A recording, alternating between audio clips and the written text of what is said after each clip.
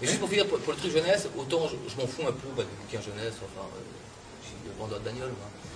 Mais par contre, ce qui est bien, parce qu'on se dit souvent avec nos potes écrivains, c'est que quand j'étais gamin, il n'y avait pas d'auteur qui venait en classe, on faisait que des trucs super chiants. Enfin, moi, j'ai pas de souvenir vraiment. J'ai jamais aussi peu lu que. Alors, je disais, j'ai vraiment beaucoup petit, mais qu'au lycée, juste comme ça.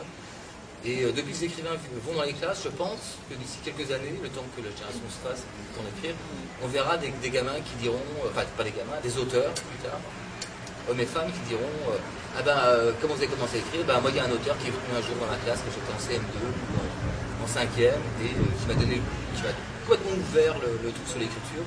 Comme quoi c'est pas que des gens chiants tournés sur eux-mêmes et leur nombril, mais ça peut être aussi, on peut être dans la vie quoi. C'est un métier comme un autre. Tu joues à ferme peut-être, ouais. Parce que je commence non mais c'est juste parce que je commence à être gelée. Mais non, je vais juste est-ce que vous avez des questions en plus? Non mais ça va, c'est une petite laine. Est-ce que vous c'est bon. Est-ce que vous voulez poser des questions à Karine? Personne? Si, attends,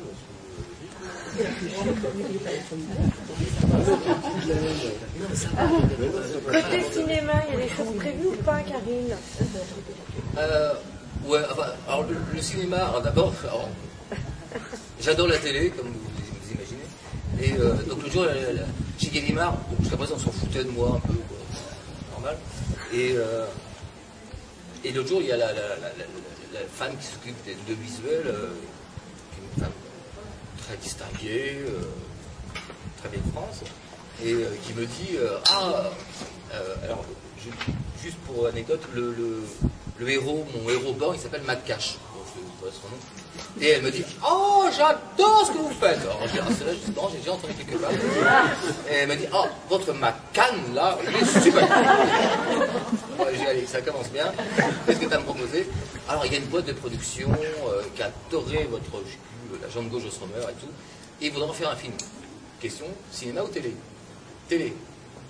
Alors, je regarde tout de suite si c'est TF1 ou M6, c'est non.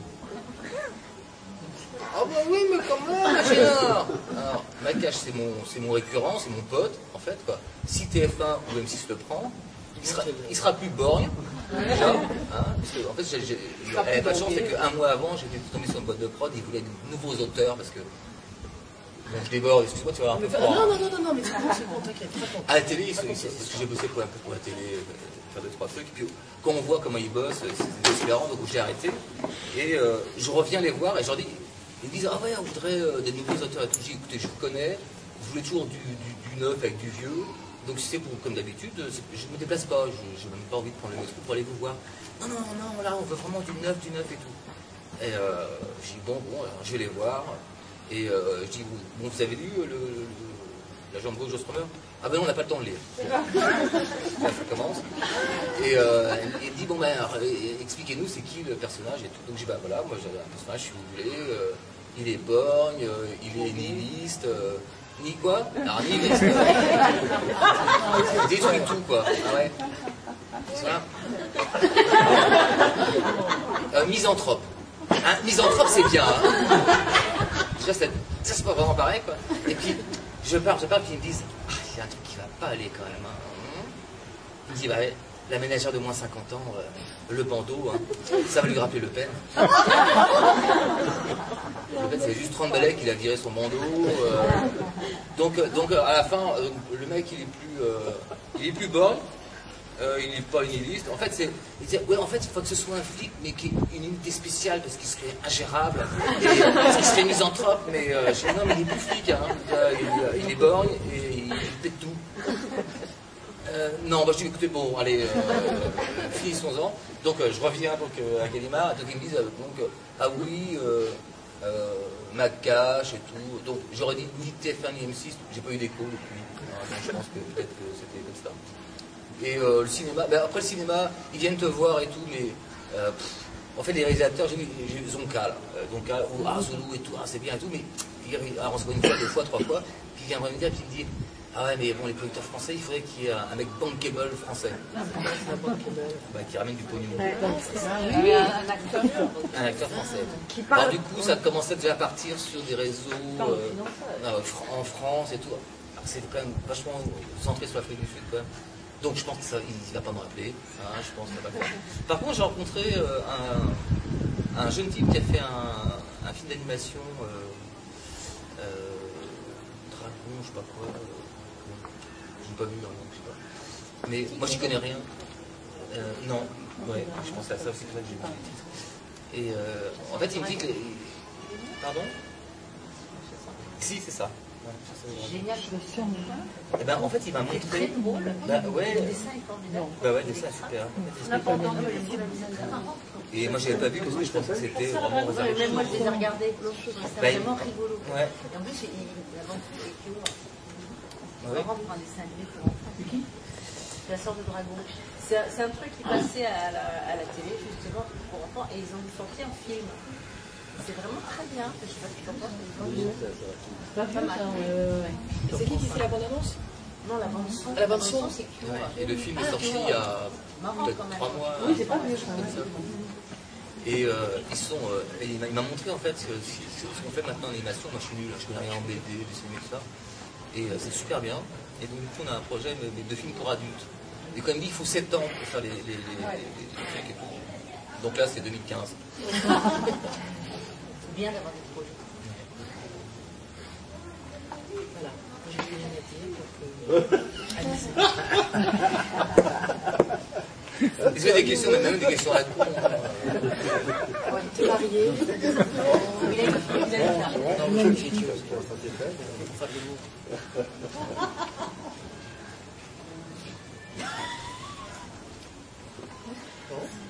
T'avais une proposition malhonnête à faire à Camille?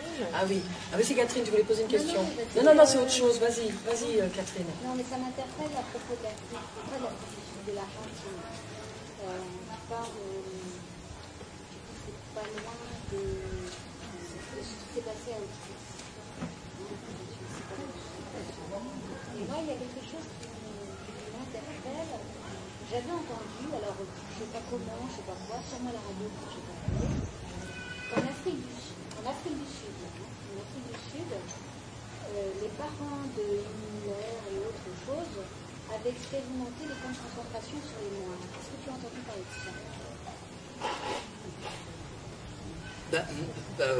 Non, parce qu'un peu bizarre, c'est que les premiers camps de concentration ont été faits par les Anglais, avec les beurs. Moi, j'ai entendu par les Allemands en Afrique. Mais en fait, ils ont mis les Noirs, ils les ont regroupés dans 7% du territoire, dans des camps, enfin, ce qu'on appelait les Bantoustans ou les Homelands, quoi. Et c'était pas des camps de concentration, c'était. Enfin, ils n'avaient pas le droit d'en sortir, il fallait un pass pour sortir, pour aller travailler. Il y avait un cours. Mais ils étaient entre eux. Alors, les Anglais, au début du siècle, ont mis ils ont mis par contre les beurs dans donc les Afrikaners dans à l'époque de la guerre des beurs, dans les camps de concentration, ils les ont laissés crever de faim.